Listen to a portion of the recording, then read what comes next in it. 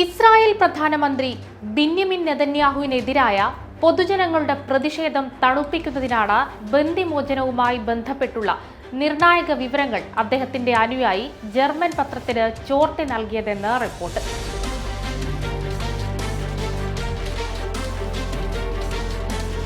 കഴിഞ്ഞ ദിവസം റിഷൻ ലെസിയോൺ മജിസ്ട്രേറ്റ് കോടതിയിൽ നിന്ന് പുറത്തുവന്ന റിപ്പോർട്ടിലാണ് ഇക്കാര്യങ്ങൾ ഉള്ളതെന്ന് അന്താരാഷ്ട്ര മാധ്യമങ്ങൾ റിപ്പോർട്ട് ചെയ്യുന്നു.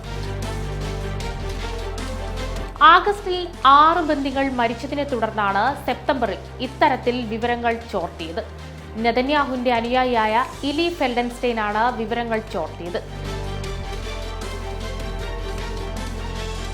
നെതന്യാഹുവിനെതിരായ പൊതുജനാഭിപ്രായം മാറ്റുന്നതിന് വേണ്ടിയായിരുന്നു ഇത്തരമൊരു നടപടി. ഇതിന്റെ ഭാഗമായി ബന്ദിമോചനത്തിനുള്ള തടസ്സം ഹമാസ് മേധാവി സിൻവാർ ആണെന്ന് വരുത്താനുള്ള ശ്രമവുമുണ്ടായി. ഈ വർഷം ഏപ്രിലാണ് ഫെൽഡൻസ്റ്റൈന് രഹസ്യ വിവരങ്ങൾ ലഭിച്ചത്. ഇസ്രായേൽ പ്രതിരോധ സേനയിലെ ഓഫീസറാണ് വിവരങ്ങൾ ചോർത്തി നൽകിയത്.